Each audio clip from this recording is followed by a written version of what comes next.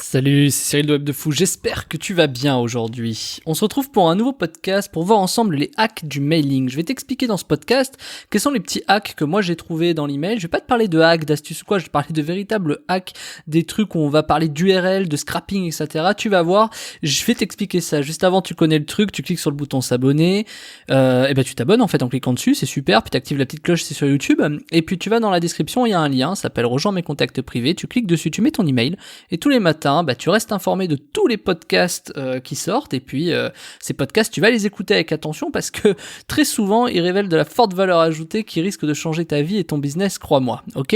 Allez, on y va. J'ai essayé de varier l'intro, mais je pense que l'exercice a été complètement loupé, mais je vais pas la refaire, c'est pas grave.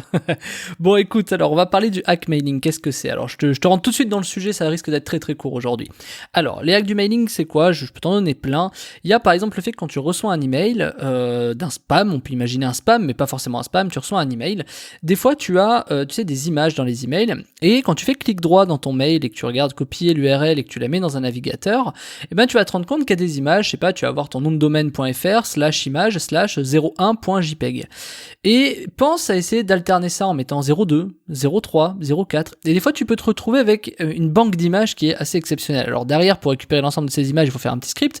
Mais sur 5euros.com, tu peux trouver ça pour 5 euros.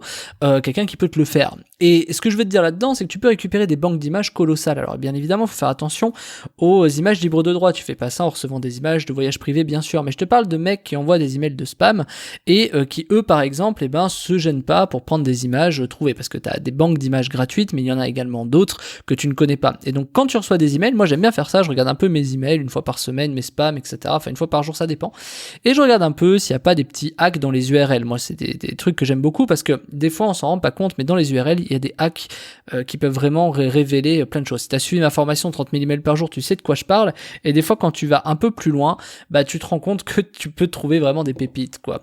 D'ailleurs, à ce sujet, je t'ai trouvé une pépite avec une technique comme ça dans la formation de la semaine. C'est celle qui est dans la description. Tu cliques dessus, tu vas voir, tu vas récupérer des bases de 50 000 emails, que ce soit français, italien, Espagne, bon bref, tout ça.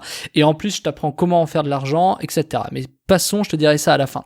Pour te dire que quand tu as des petits hacks comme ça dans tes emails, t'as des trucs qui sont assez extraordinaires parce que tu peux remonter à beaucoup d'informations. Tu peux remonter, par exemple, au fait que tu peux peut-être arriver, si tu veux, si tu changes pas que le numéro d'image, mais tu changes peut-être le chemin, tu peux arriver à des endroits que tu imagines même pas. Je vais pas trop rentrer dans le détail, mais voilà, des fois tu trouves des listes entières de peut-être de kit email, tu vois, quand des fois tu manques d'inspiration, c'est quelque chose qui est vraiment génial. Bref, c'est du petit lait.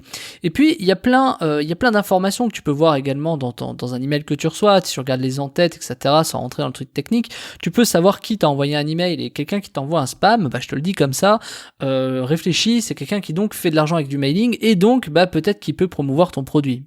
Là, ça peut paraître bête, mais pourquoi pas. Donc tu remontes à lui avec un Wiz, c'est-à-dire que tu vas sur who.is, who.is, tu mets le nom de domaine par lequel il t'envoie un email. Par exemple, ça peut être, je sais pas moi, tu vois, cyril@webdefou.fr. Donc tu mets webdefou.fr dans Wiz, tu trouves l'email, tu contactes la personne, tu dis hey, apparemment tu relais des trucs par email, j'aimerais bien que tu relais mon programme, tu vois, enfin mon produit si t'en as, etc. Ou même d'autres, hein, si tu peux faire de la sous-affiliation, c'est-à-dire tu peux prendre un lien d'affiliation, le transformer en un deuxième lien d'affiliation et le donner à cet emailer. Mais ça, c'est plein de petits hacks quand tu y réfléchis un peu, qui sont vraiment capitaux parce que tu peux vraiment faire beaucoup de choses avec des sujets comme ça.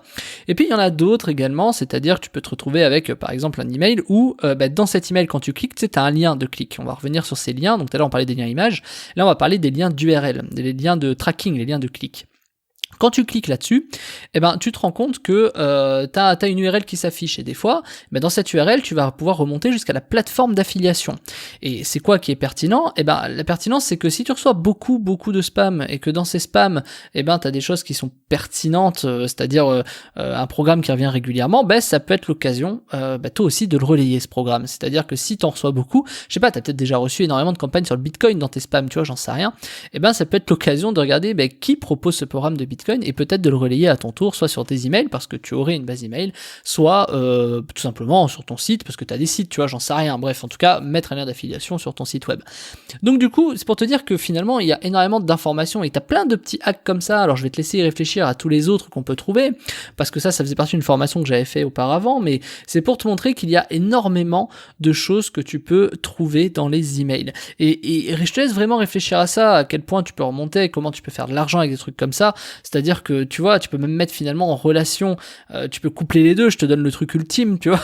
C'est que finalement, t'as un mec qui t'envoie beaucoup de trucs de Bitcoin, tu reçois beaucoup de spam de, je sais pas, de machin, je sais pas, qu'est-ce que je peux dire j'ai pas dit, là, j'y crois, là, comme ça, j'ai pas dit de voyage privé.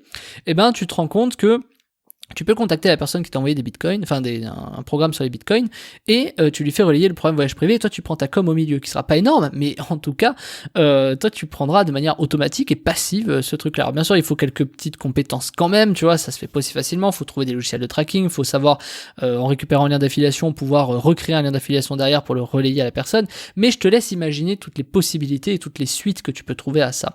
Et donc finalement, juste en recevant un email parfois, ou plusieurs emails dans tes spams, en regardant tes spams, tu peux te rendre compte qu'il y a quand même des petites mines d'or comme ça. Et moi, c'est comme ça que j'ai créé une mine d'or qui est assez extraordinaire, je trouve, parce que j'ai trouvé des hacks de dingue. Tu vois, je dis pas ça en péteux ou je dis pas ça pour me la péter, je dis ça en mode, quand tu fais vraiment attention à tout ce que tu reçois, parce que moi j'en reçois énormément, il se passe pas un mois sans que je trouve pas un truc bizarre, tu vois, ou un truc qui soit hyper pertinent pour mon business.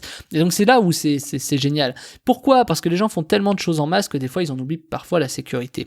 Et donc, si tu veux commencer justement le mailing, ou que tu as déjà commencé le mailing, peu importe, et que tu te dis que tu aimerais commencer avec des bases solides, donc des bases email solides, et ensuite pouvoir aller sur des plateformes et faire de l'argent avec, je t'ai préparé un truc, je te montre quelques petits hacks comme ça, et je vais te révéler comment obtenir des emails et des dizaines de milliers d'emails dans la formation de la semaine.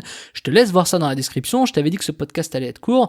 Je t'en dis pas plus, il y a des choses que je ne peux pas dire. Bien sûr, c'est un peu black hat, donc il faut pas avoir peur du black hat, il faut pas avoir peur de outrepasser les règles, mais en attendant, on reste dans la légalité, bien sûr. Donc, je te laisse voir dans la description le lien de la formation, tu cliques dessus et je te rejoins de l'autre côté. À tout de suite.